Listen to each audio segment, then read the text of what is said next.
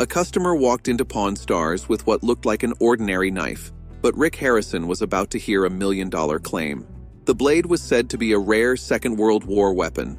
Danny told Corey Harrison it belonged to his great-grandfather and had been in his family for 15-20 years. The knife had a fighting blade with a brass knuckle guard. Danny joked his grandfather killed 3,000 people with it, but the story seemed exaggerated. Corey called in military weapons expert Alex, who identified it as a W2-era MH Cole knuckle knife. Cole, a police officer from Alabama, made custom knives for soldiers. The knife's 9-point knuckle guard made it one of the rarest models, only 50/75 like it existed. Alex valued it at $10,000 or more. Danny had asked for $500. Corey offered $5,000, which Danny accepted.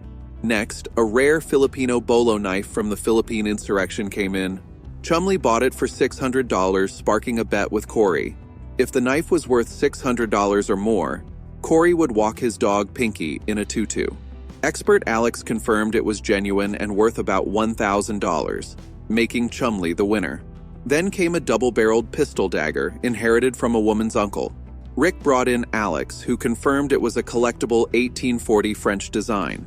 Rick bought it for $2,000, tested it on layered cakes, and the pistol fired perfectly, worth at least $4,000.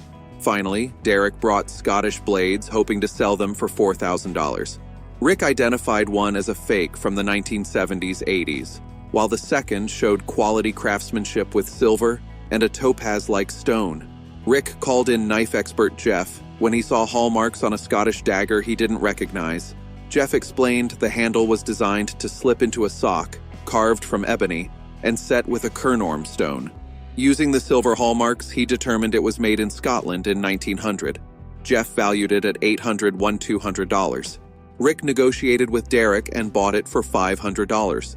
Next, a collector arrived with 14 high-end knives, including Randall knives and a rare Rambo survival knife. Rick highlighted Randall knives' handmade quality and value, noting the Lyle knife from the first Rambo movie had practical survival compartments. The collector wanted $200 for 4 knives, which Rick agreed to, feeling like a modern-day action hero handling the Rambo knife. Chumley's bold purchase followed. 3 samurai swords for just under $4,000 without expert advice. Corey called in sword specialist Mike, who confirmed 2 were authentic with signatures from recognized swordsmiths, and the third was partially a historical forgery, but still valuable. Mike estimated the trio's combined worth at $13,000, proving Chumley's gut gamble paid off. Then came Davey, claiming he had the oldest samurai sword the shop had ever seen. Documentation suggested it dated to the 1500s. Rocco, a samurai expert, confirmed it was a genuine Yoshiugu sword from the late 1500s, with exceptionally strong folded steel. Valued at $15,000–$20,000, Rick negotiated a trade. Davey received Rick's fully rebuilt Sandra rail plus $8,000 in cash in exchange for the sword. Not every sword ended in a sale. Steve brought a 700-year-old samurai sword from his grandfather, captured during WW. Expert Mike confirmed it was hand-forged and historically significant, valued at $2,000, but Steve declined Rick's $1,000 offer, choosing sentimental value over money. Finally, a woman brought a Japanese ceremonial tanto, possibly linked to Admiral Isoroku Yamamoto. Expert Mike authenticated it, tracing it to the early 1900s and connecting it to ceremonial blades made from decommissioned battleship gun barrels. While a direct Yamamoto ownership couldn't be confirmed, the blade's historical significance made it worth around $10,000. The woman with the Yamamoto-linked tanto declined Rick's offer of $6,500, wanting to research its history further. If proven to have belonged to Yamamoto himself, the blade could be worth $20,000 or more. Next came a dramatic twist: a $1 million katana. A customer claimed it was signed by Kuwata Ishida, linked to a famous military commander. He valued it at $1 million, citing museum-quality status. Corey called in a Japanese sword expert, who quickly revealed it was a modern replica, likely made in China about 15 years earlier. Worth only $5,200, the sword was returned unsold. From a fake to a true treasure, a Civil War-era Tiffany & Cobra sword arrived. John asked $500, and expert Rocco confirmed its authenticity. The Model 1840 cavalry sword, near mint with original case and markings for Lieutenant Samuel P. Ferris, was valued at $1,150. Corey bought it for $675. Next, a Russian imperial saber from Prince Ivan Ivanovich Odoki appeared. Alex hoped for $40,000.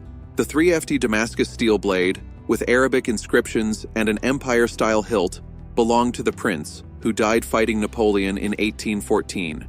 Previously sold at auction for $30,000, its historical and artistic significance made it one of the rarest Imperial Russian swords seen in the U.S. since 1945. In today's auction, the sword was estimated to fetch anywhere from $75,000 to $100,000. Chumley opened with $20,000, then boldly raised it to $50,000, fully aware of its true value.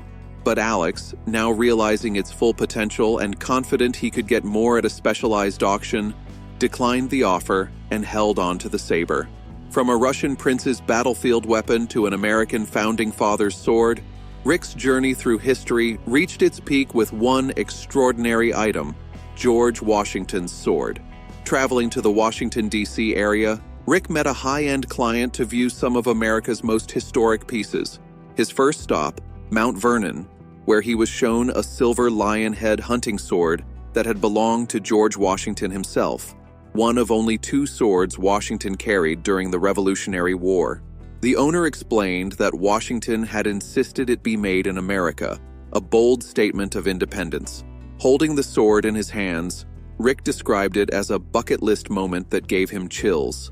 While the sword wasn't for sale, the experience set the stage for an even more remarkable encounter. Next, the client unveiled a 3-piece suit Washington had acquired in the mid-18th century. Over 200 years old, the suit was in incredible condition.